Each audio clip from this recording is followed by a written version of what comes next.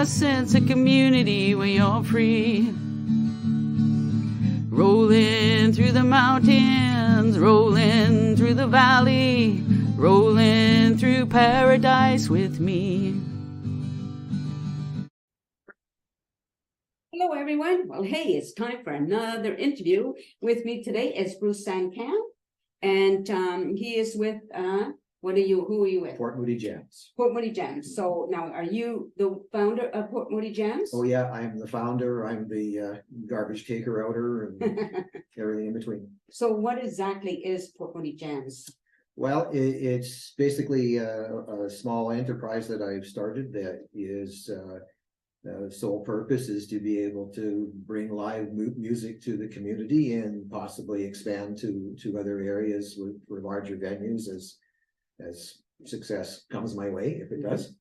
And that's it. So I guess I'm a live music promoter. Yeah. Very good. So when did you decide to start that? The idea came to me a couple of years ago. I started a jam in a restaurant in Port Moody, a blues jam on Sundays. Mm-hmm. And the way my mind works, I just kind of started extrapolating on the possibilities of different things as success came my way. Yeah. And that, people started to really enjoy what was going on and appreciate it. And my idealistic goal was to have Port Moody being, the city of the arts, as they refer to it. Well, this could be a great stopping point for world-class music. And we have restaurants and different venues, and of course that magnificent Rocky Point Park, which, as far as I'm concerned, is just dying to have a blues festival. And just a perfect venue for a blues festival. Right. Anyway, so we ran a jam for a while, and then I started the idea of getting into live music, and I thought, okay, I need some sort of a name to attach all of this to, so that I can get focus and get on Facebook and a website. Yeah. And all. So that's how Port Moody Jamz, that's how it came about. And right. So yeah, that's pretty good. By the way, if you're looking for it on Facebook, it's Port Moody Jamz, Jamz. Mm-hmm. All right. So how long has it been up and running? Well, I was 2 years is kind of when everything started in terms of actual live music promotion beyond what was happening within the confines of the jam. Was most part of a year later. The first jam actually ran on from September until early December. I forget the year right after COVID, when people could come out of the thaw. Yeah. That was that fall we started, and but the restaurant after New Year's and everything, it wasn't run well and it failed, and no fault. In fact, we made the money every week, which was kind of cool. Anyway, so that was that, and then I was a bit discouraged because it was a lot of work, and it was getting ground. We started a jazz jam on our 4th week, so we had a jazz jam on Monday nights, and that was fantastic. We had the Capilano College music students were our house band. Oh, nice. And they're some local kids, and of course their parents came, and other people, and all kinds of people came. But by God, those kids can play. Oh my gosh, when you sit in that room and you don't pay attention to the stage, you think you're in the presence of 40-year-old musicians. Cool. Just the depth of their character and their music, and they're so disciplined and spot on. When they're supposed to start at 6 o'clock, and at 5:58 they're sitting like this with their instruments, and they're ready to go. And it's hilarious because they come in with these big binders full of their sheets, and they're digging through and they they kind of, they geek out on the music on paper for a minute, and then 6 or 7 of them hit the stage, and then they just knock you back in your chair. So great. Yeah, well, the limited understanding of getting to know these guys a bit, various guys, and there was a bunch of them that came and went. It was terrific, and what energy.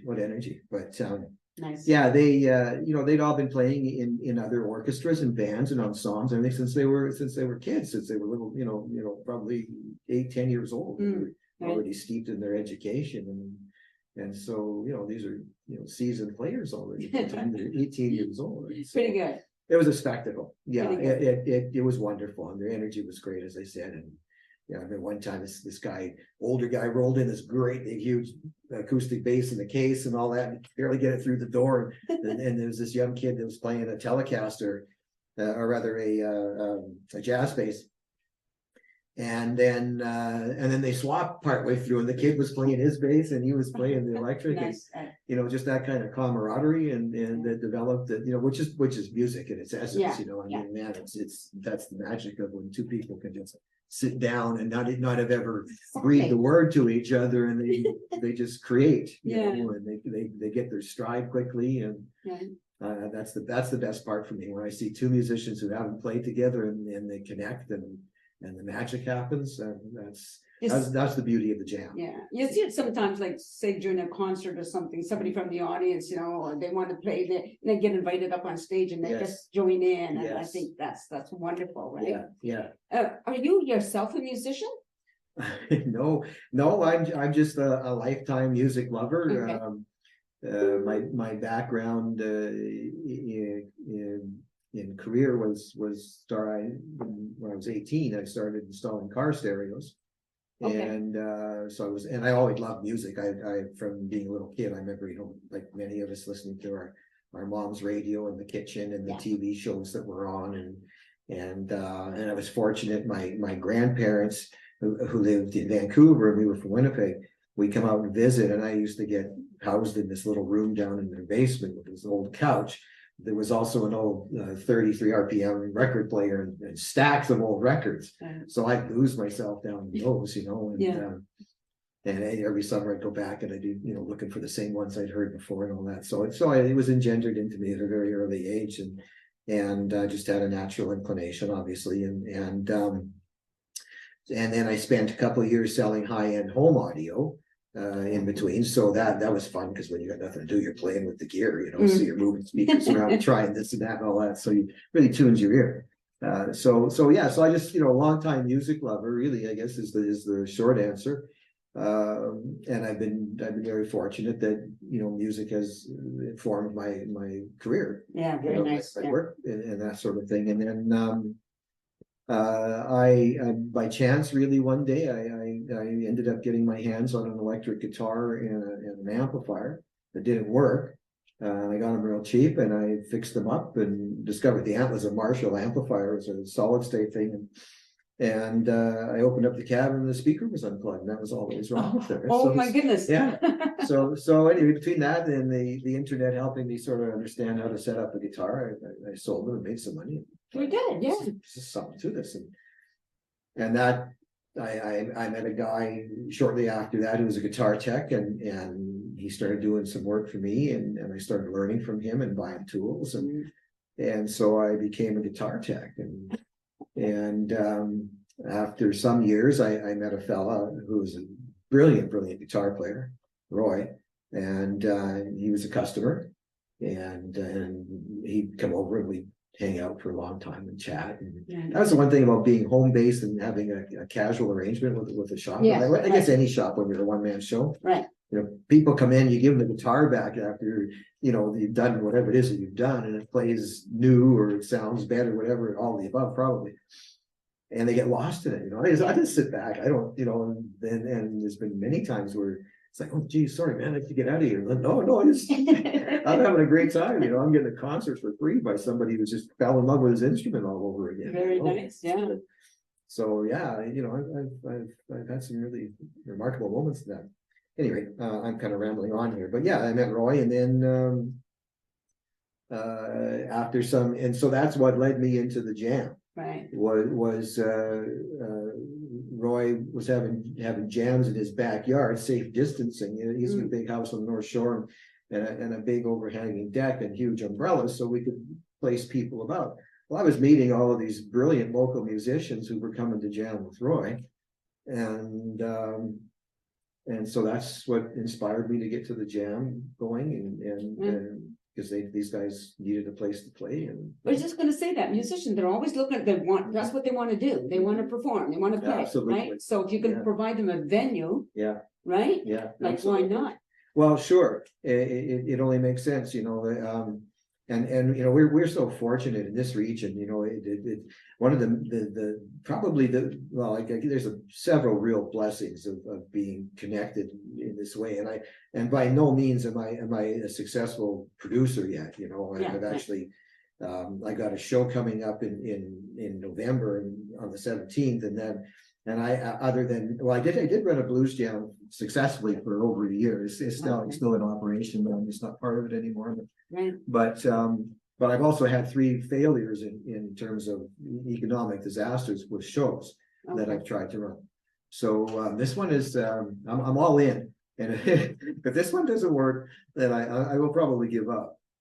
Because I can't afford to keep losing the money, right? Yeah, for sure. But there is a love to it, and I feel like I have some talents and the drive and the desire for it. It's a way I can give back to the musicians, which brings me to my point I was trying to make before I went off on this little tangent, and that is that these are really remarkable people. They're for the most part very generous of spirit and relatively humble. Most of them are funny as hell, I've discovered.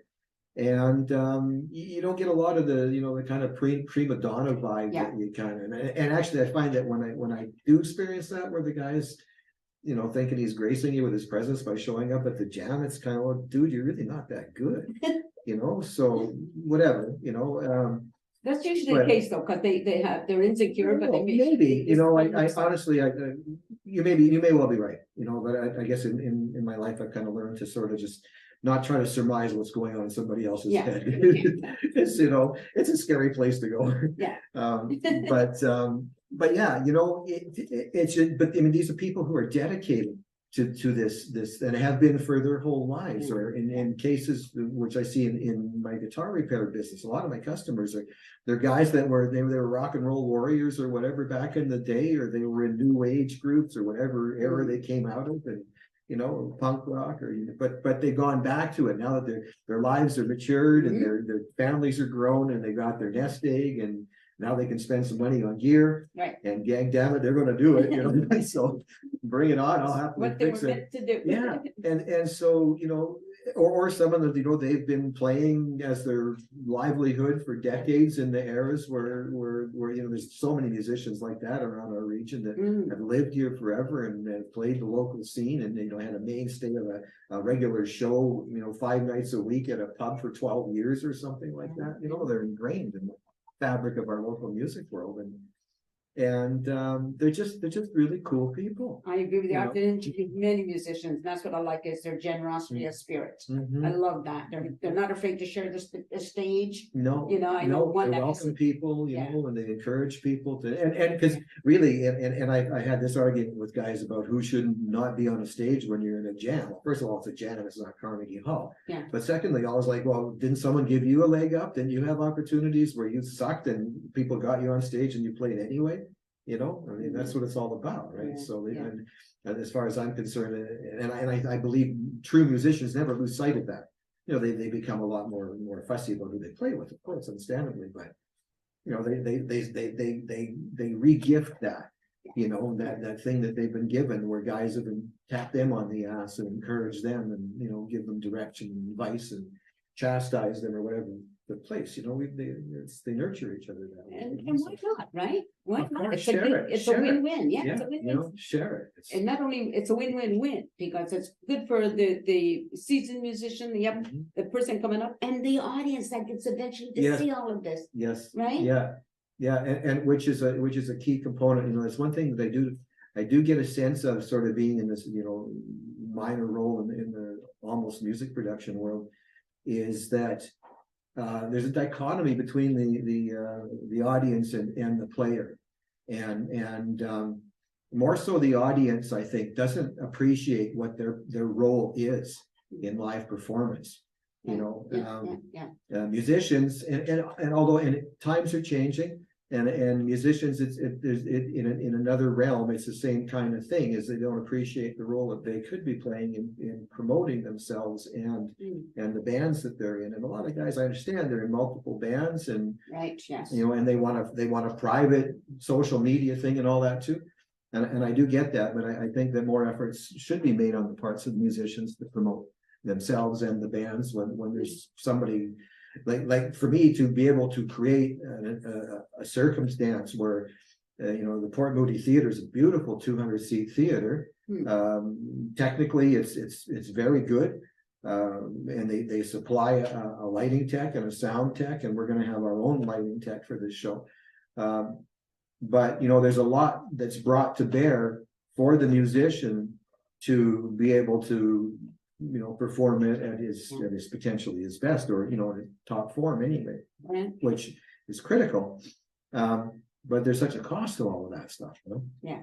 And so if everybody wants to do this, in other words, the audience wants to be the audience and the musicians want to perform, then it's a collective.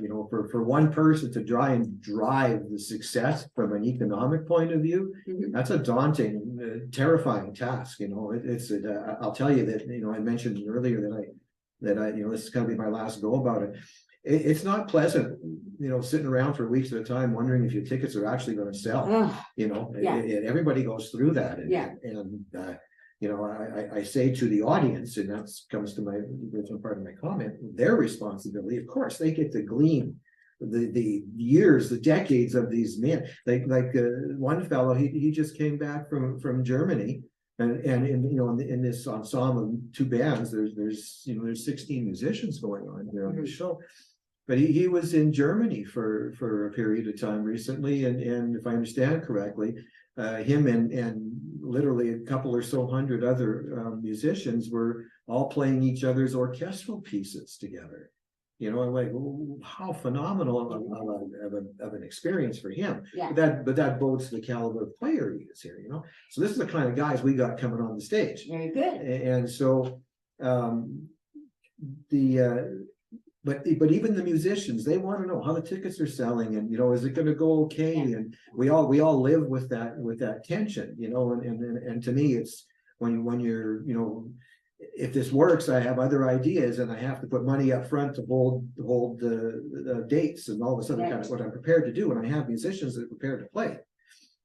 But holy crap, every day you're looking at the ticket numbers and going, and the date's getting closer, and unless there's a lot of guys that are really successful in season, like command like Blue Frog, those guys are magic, and Frankie's and Donegal's, and there's so many places that are well established, and they get a great name for themselves. House of the Blues out in Mission and such, and was it the Fraser Valley Blues folks in Abbotsford? Right, yeah. Is it Cora, I think? Cora Price. Yeah. She does a great job. Yeah. She's a friend of mine. I've known her for years. Yeah, I know. I realize that. So yeah. Anyway, I'm just kind of rambling, but it's just it's. But I'm just thinking, when you said about the audience, now I've done stage work, not as a musician, but the audience, like you get so much as somebody who goes on stage, the energy you get from the audience and what the audience gets from whoever's on stage, that just makes it so wonderful. Absolutely, and particularly when you're in a small room like that. Yeah, right. It's for me, to have Blues Hoodoo and Stealin' in the Ears on the same bill in a 200-seat room. Yeah, for $50, that's a bargain. Yeah, right. Can you consider the level of performers and the music that is being delivered in the environment that it's in? That's a steal. And so that's where it seems strange in this day and age, and I hear this from other guys who are running jams or doing whatever or going to see live music, and it's like, where's the audience? Yeah, why is this place not full? This is magic what you're about to experience here. Yeah. And why is the tickets only 70% sold? And and then of course there's marketing considerations and which is a huge thing. But I think there's a lot of people that I think if an audience member who's a true music lover and has the desire and can afford to attend and support, if they were to sit in the shoes of somebody who's trying to produce it, and if they go, okay, yeah, I'm definitely going to that show, but then they wait 3 weeks to buy their ticket. Yeah, that's something they've kind of failed the whole thing in a sense, because that ticket, and if you multiply by a bunch, and the money is already there in the bank, and you can start looking towards your next shows and how things are going to come, it makes it much more easier to plan. For sure. And the musicians are much more encouraged too, of course. We say, wow, they're sold out, there's 2 weeks left, or whatever it might be. You know? Anyway, I shouldn't be flogging this point too much, but it's just like, whatever point you want. well, yeah, you know, it's for me, it's a bit of contention because I just, you know, but it's human nature, whatever. I can't go down on people too much, but the ultimate thing is that the musicians are at their best when they're performing for a live audience. Yeah, so if that's brought to them, then don't just come and buy your ticket and sit in your chair. Realize that you're supporting the industry, the musicians, and the potential success, which takes months, if not years, to plan. Right. You know, and so you got to build off your successes, right? For sure. Now I'm going to interrupt you there. Sure. You said you've got an event coming up, so tell us the date, the time, and the location. I can certainly do that. It is at the Port Moody Inlet Theatre, which is 100 Newport Drive in Port Moody. And for those of you that know the area, it's attached to the City Hall complex. It's actually the City Hall chambers is what it you know, it's a multi-purpose room, right? Okay. Lots of free parking. It's a 10-minute walk from the Inlet SkyTrain station at St. John's and Ioko Road. It's the 17th of November. 6 o'clock is when we open, and our bar opens at 6. Okay. 7 o'clock, the Blues Hoodoo hit the stage, and then somewhere around 9 o'clock, then Stealing in the Years will come on for a. So where can they get their tickets? Portmoodyjamz.ca /events gets you to the ticket. And then get out there and support, because musicians love to play and they love to have an audience to play too. And yes, they do. And listen, as somebody who just gets to listen to music, it touches your soul. So remember that, right? And this is real soul touching music we got here. There you go. Yeah. Yeah. So no doubt about that. So thank you very much for being here. It's been a delight. Thank you very much. Thank you for watching. You've been listening to Bruce Sancan, and I will include all his information so that you can look it up, or just go to Facebook and look up for Port Moody Jamz, JAMZ, and you can contact Bruce there and he'll give you all the information you need. Thank you so much for watching the show. I hope you continue to do so. Take care and peace out, folks. Now I'm going to find the off button, which I do all the time. Bye, everyone. A sense of community, till the wax a place to be. A sense of community where you're free. Rolling through the mountains, rolling through the valley, rolling through paradise with me. It's multicultural, you're sure to see it all. Chilliwack's the place to be, you'll see. Come party in the park, go dancing after dark. Chilliwack's the place to be, you'll see.